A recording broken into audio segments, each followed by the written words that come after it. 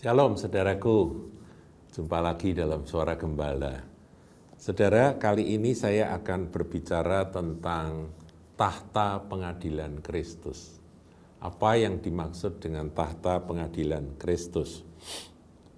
Kalau kita lihat di dalam 2 Korintus pasal 5, ayatnya yang ke-9 dan 10, yaitu konteksnya Paulus bicara bahwa pada waktunya nanti kita pasti akan menghadap kepada Tuhan, kita akan meninggalkan akan tubuh yang dia sebut sebagai kemah sementara ini. Kemudian sampai pada ayat yang ke-9, saudara bisa baca nanti ya mulai ayat 1 ya. Sampai ayat yang ke-9 dikatakan, sebab itu juga kami berusaha, baik kami diam di dalam tubuh ini maupun kami diam di luarnya, supaya kami berkenan kepadanya. Jadi Paulus itu kerinduannya adalah supaya Tuhan itu senang. Berkenan itu artinya senang, menyenangkan hati Tuhan. Ya, itu menjadi pengejaran dari Rasul Paulus. Nah, ayat 10 ini yang akan saya bahas. Dia tulis demikian, sebab kita semua, kita di sini mengacu pada orang Kristen, saudara. Orang-orang yang sudah percaya Yesus, orang-orang yang sudah diselamatkan, orang-orang yang sudah ditebus. Dia katakan, sebab kita semua harus menghadap tahta pengadilan Kristus. Jadi, orang-orang percaya, umat tebusan, orang yang percaya bahwa Tuhan Yesus adalah Juru Selamat, yang percaya bahwa Tuhan Yesus adalah firman yang menjadi manusia, satu-satunya jalan kebenaran dan hidup. Tanpa dia kita nggak akan pernah sampai kepada Bapa, begitu ya. Jadi orang-orang yang beriman kepada Yesus Kristus Tuhan, bahwa korbannya di atas kayu salib itulah yang menjadi dasar dari keselamatan kita. Nah, orang yang seperti itu disebut kita semua oleh Rasul Paulus harus menghadap tahta pengadilan Kristus. Jadi nanti kita ngadep Tuhan Yesus, saudara. Dan di situ Tuhan akan duduk di tahta dan dia akan mengadili kita semua. Karena Tuhan itu adil. Supaya setiap orang, nah ini penting, supaya setiap orang percaya maksudnya anak-anak Tuhan, orang Kristen, orang-orang yang sudah ditebus, memperoleh apa yang patut diterimanya sesuai dengan yang dilakukannya dalam hidupnya ini, baik ataupun jahat. Nah, orang Kristen percaya Yesus tapi kadang-kadang masih berbuat jahat. Ini fakta ya saudaraku ya, dalam gereja kita seringkali mengernyitkan dahi, mengerutkan alis kita dan kok bisa ya, dia kan hamba Tuhan, kok dia melakukan hal seperti itu gitu ya. Kok jahat, kadang-kadang kita begitu ya. Maksudnya di dalam politik kehidupan gereja, kadang-kadang kehidupan dalam gereja itu disusupi dengan roh politik, saudaraku. Kemudian sikut menyikut, saling menjatuhkan, begitu ya, dengan cara-cara yang tidak benar. Tapi mereka memberitakan akan firman yang benar. Mereka orang-orang hamba Tuhan yang dipakai Tuhan. Dan mereka juga percaya bahwa Yesus adalah Tuhan dan Juru Selamat. Dan itu tidak diragukan. Tapi ada kejahatan-kejahatan di dalam menjalani hidup sementara ini, saudara. Nah, orang-orang seperti itu jangan dipikir bahwa mereka tidak akan dihakimi oleh Tuhan Yesus. Jadi, kalau orang Kristen meninggal dunia, mati, dia ya menurut apa yang diajarkan firman, dia ada di penantian, yaitu ada di suatu tempat penantian. Kalau orang yang diselamatkan, mereka tentunya ada di tempat penantian yang bukan api yang menyala-nyala, bukan Hades. Tapi nanti pada hari penghakiman, pada hari pengadilan, di mana Tuhan akan memanggil semua umat tebusan untuk menghadap dia. Hamba-hambanya menghadap dia satu persatu. Saya ulangi ya, ayat 10. Sebab kita semua harus menghadap tahta pengadilan Kristus, supaya setiap orang memperoleh apa yang patut diterimanya. Tuhan itu adil. Dia menilai setiap pekerjaan, setiap tingkah laku, setiap perbuatan yang dilakukan oleh umatnya, oleh hamba-hambanya, oleh anak-anaknya. Setiap perbuatan ketaatan, setiap perbuatan kasih itu dicatat semua, saudara. Yang di sini disebut perbuatan baik dalam hidupnya, itu dicatat, saudara. Dicatat oleh Tuhan. Tapi kalau melakukan sesuatu yang jahat, ya jahat, ya kita semua bisa menilai lah, ini kok jahat ya kalau begini, begitu ya. Melakukan sesuatu yang tidak adil, ini kok tidak adil ya. Itu Tuhan catat juga. Oleh sebab itu, biar takut dan gentar ada pada kita umat tebusan yang sudah diselamatkan. Karena kita semua akan menghadap tahta pengadilan Kristus untuk menerima apa sih? Menerima apa yang patut kita terima sesuai dengan apa yang dilakukan dalam hidup setelah diselamatkan. Ya. Baik atau jahat. Ya kadang-kadang kita agak sulit ya menerima, sudah Kristen kok masih melakukan hal-hal yang jahat. Ya enggak terus-menerus, tapi satu ketika kok bisa berbuat jahat gitu ya. Nah tentunya di sini yang ngukur itu jahat atau tidak adalah firman dan roh. Jadi kita ini kalau sudah percaya Yesus, kita ini ya harus terus-menerus bertanya pada Roh Kudus, terus-menerus kita bergumul dengan firman, merenungkan firman, dan menjadikan firman ini acuan di dalam hidup kita, pedoman dalam hidup kita. Gitu, saudara. Nah, sekarang tahta pengadilan Kristus itu, kata kuncinya adalah semua, kita semua, dan harus. Jadi tidak bisa menghindar ya. Tujuannya untuk menentukan apa yang patut diterima. Tadi sudah saya katakan, ini saya ulangi ya. Oleh setiap orang percaya, setiap umat Tuhan, orang Kristen.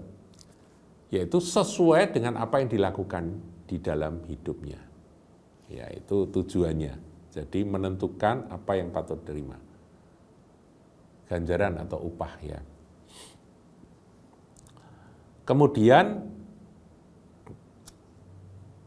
orang-orang ya yang meremehkan Tuhan, ya dia percaya Yesus, dia tahu bahwa dia sudah diselamatkan, dia yakin dia anak Tuhan, oleh iman kepada kasih karunia dia diselamatkan, tapi dia hidupnya enggak takut akan Tuhan, dia meremehkan Tuhan, dia main-main ya dalam hidup ini. Nah ini perlu kita waspadai. Coba kita lihat ayat 11, saudaraku ya. Ini kan lanjutan ya dari ayat 10 tadi. Coba ditayangkan ayat 11. Kami tahu apa artinya takut akan Tuhan. Kami ini siapa? Paulus. Orang yang sudah diselamatkan semata-mata bukan karena perbuatan, tapi karena kasih karunia yang dia percayai, yang dia terima dengan iman yang penuh. Itu Paulus, saudaraku. Kami. Orang seperti itu tahu apa artinya takut akan Tuhan. Kata takut ini terjemahan yang lebih tepat tuh gemetar, ngeri akan Tuhan. Karena itu kami berusaha meyakinkan orang, ya baik orang Kristen maupun yang belum Kristen, saudaraku ya, baik yang sudah percaya maupun mereka yang masih mendengar Injil. Jadi kami berusaha meyakinkan, bagi Allah hati kami nyata dengan terang, dan aku harap hati kami nyata juga demikian bagi pertimbangan kamu. Jadi saudaraku, pekerjaan orang Kristen yang sudah lahir baru, yang sudah percaya Yesus dan sudah diselamatkan, yaitu keselamatan kita tidak usah ulangi ya saudaraku, itu dari Efesus 2 ayat yang ke-8 dan 9. Nah sekarang kita akan lihat apa yang menjadi pekerjaan seorang anak Tuhan, seorang Kristen yang telah lahir baru. Dalam 1 Korintus 3 ayat 12. Ya, coba kita lihat ya. 1 Korintus 3 ayat yang ke-12. Di situ dikatakan mulai ayat 11 saudara ya. Karena tidak ada seorang pun yang dapat meletakkan dasar lain daripada dasar yang telah diletakkan, yaitu Yesus Kristus. Ini berbicara tentang iman kepada kasih karunia di dalam Yesus Kristus. Itulah dasar yang diletakkan. Ini batu karangnya, ini fondasinya. Kemudian ayat 12, entahlah orang membangun di atas dasar itu. Kamu sudah percaya Yesus, kamu sudah diselamatkan, kamu sudah jadi anak Tuhan, sekarang kamu harus bekerja. Jadi entahkah orang membangun di atas dasar ini. Dengan apa? Dikatakan dengan 3 benda. Yang pertama, emas, perak, batu permata. Ya, saya tidak ulang jelaskan, sudah ada satu suara gembala dengan judul ini ya, dengan judul apa yang akan kita bawa menghadap Tuhan ini. Kalau bisa diberi thumbnailnya itu ya nanti, supaya saudara kalau mau ulang lagi pelajarannya, saudara bisa klik. Kemudian 3 berikutnya, ini kan bahasa figuratif yang dipakai oleh Rasul Paulus untuk orang itu membangun di atas iman kepada Yesus Kristus, di atas keselamatan itu membangun emas, perak, batu permata. Ya cepat aja saudaraku, emas itu adalah karakter Kristus, kemudian perak itu adalah perkataan yang benar, ya perkataan yang benar itu seperti perak pilihan. Kemudian yang ketiga, batu permata itu adalah doa-doa syafaat kita yang merindukan keselamatan bagi jiwa-jiwa yang belum mengenal kasih Bapa. Nah, kemudian kayu, rumput kering, jerami. Ini 3 benda yang nantinya kalau kita lihat di ayat berikut, ayat 13, sekali kelak pekerjaan masing-masing orang akan nampak. Jadi ini ketika di hadapan tahta pengadilan Kristus, itu nanti akan diuji, ya, karena hari Tuhan akan menyatakannya, sebab ia akan nampak dengan api. Dan bagaimana pekerjaan masing-masing orang akan diuji oleh api itu. Jadi, waduh, saudara bisa bayangkan pekerjaan kita itu, hasil pekerjaan kita itu nanti akan diuji. Dan ngujinya itu harus lewat api, saudara. Ya. Jika pekerjaan yang dibangun seseorang tahan uji, ia akan mendapat upah. Jadi, upahnya itu dilihat dari hasil setelah diuji dengan api itu, lewat api itu, pekerjaan ini. Ini bukan iman kepada kasih karunia, bukan. Itu kita terima cuma-cuma, hanya dengan percaya saja. Tapi saudaraku, kita harus dengan takut dan gentar membangun di atasnya. Ada orang-orang yang kelihatannya hebat, bangunan pelayanannya hebat, dahsyat, tapi apakah kualitasnya itu emas, perak, batu permata? Ada karakter Kristus di dalam pembangunan akan pekerjaannya, pelayanannya, kebaikan yang dia lakukan. Kemudian apakah perkataannya itu seperti perak pilihan? Benar, ya katakan ya, tidak katakan tidak. Jaga betul. Nah, saudaraku, ini perak pilihan. Yang ketiga, apakah dia ada kerinduan dengan doa, syafaat-syafaat yang itu kan, kalau imam besar itu kan memakai batu-batu permata ditutup dada dan ditutup bahu itu, saudara, menghadap kepada Tuhan. Ini gambaran dari kerinduan kita untuk menjangkau jiwa-jiwa yang belum selamat dengan mendoakan mereka. Nah, itu yang akan lolos. Emas, perak, batu permata kalau dilewatkan api tetap bertahan, saudaraku. Berubah bentuk mungkin ya, emas nanti akan leleh tapi tetap emas, bahkan semakin murni. Perak juga demikian, batu permata juga lewat, saudaraku, tidak akan rusak. Tapi kalau itu kayu, jerami, rumput kering, meskipun kelihatan besar, dikagumi oleh banyak orang, tapi kebakar, bus, habis. Ngeri ya, saudaraku ya. di mata manusia mungkin dibanggakan, di mata manusia mungkin dikagumi, dia sendiri pun mungkin menikmati dan apa itu sepertinya no problem selama dia hidup di dunia ini karena dia dieluk-elukan. Tapi di mata Tuhan, karena tidak ada tiga material ini, yaitu emas, batu permata, perak, dia ngomongnya sembrono, asal bicara, asal ngomong, nggak ada perak. Karakter Kristus, yaitu kasih, damai sejahtera, pengampunan dan sebagainya, itu nggak ada di dalam kehidupannya. Itu nggak ada, emasnya nggak ada, ya ada tapi dikit, saudaraku ya kali ya. Nah kemudian bagaimana dengan doa syafaatmu? Nah ini 3 perkara ini saudaraku ini yang lolos. Ini yang dinilai.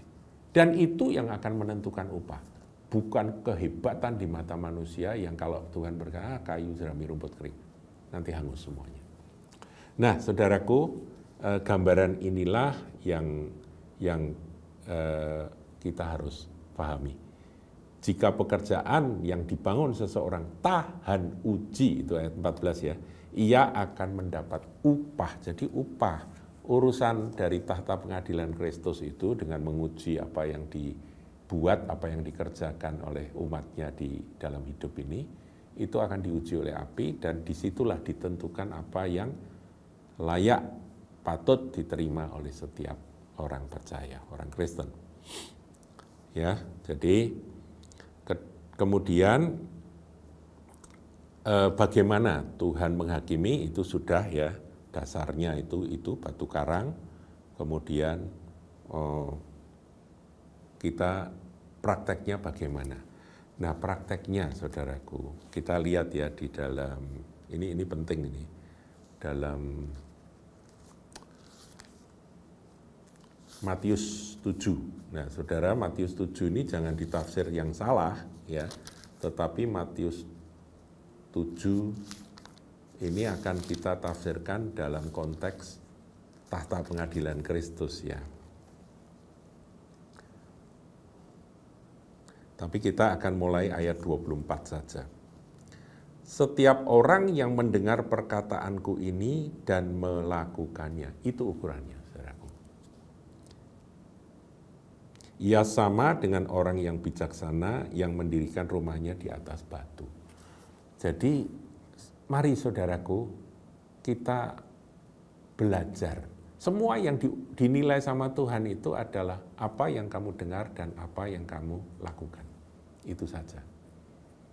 Untuk itu kita harus terus peka terhadap Roh Kudus. Kalau Roh memperingatkan, jangan kita dablek, saudaraku, dan menulikan telinga, kemudian kita cuek.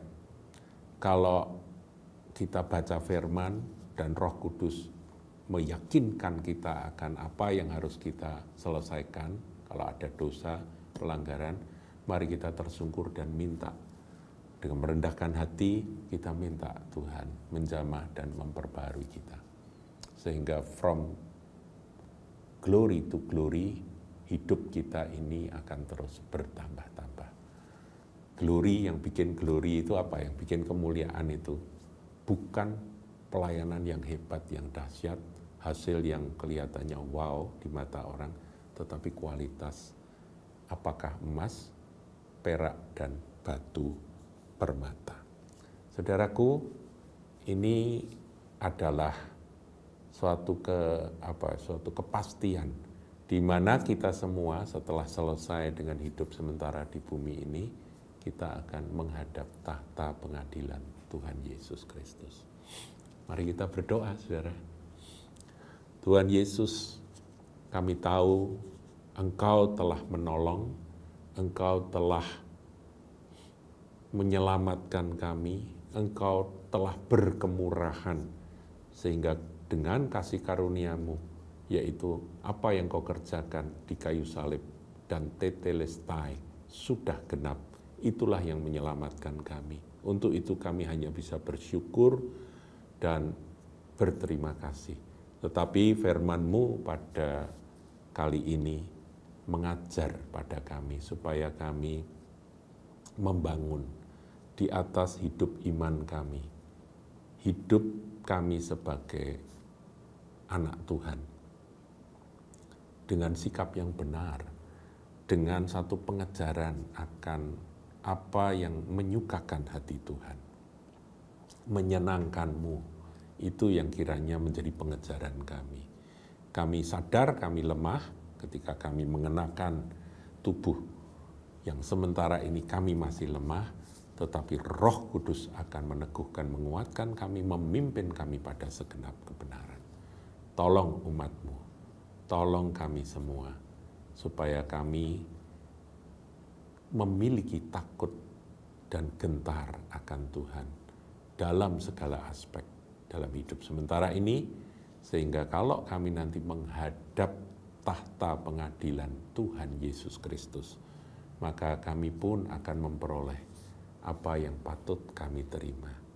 Kami akan tetap ingat emas, perak, batu permata, bukan sesuatu yang cepat jadi sesuatu yang dikagumi oleh manusia, tapi mereka tidak tahu kualitasnya. Yang tahu hanya Tuhan saja. Terima kasih Tuhan. Dalam kasih anugerah-Mu Tuhan Yesus kami berdoa. Haleluya.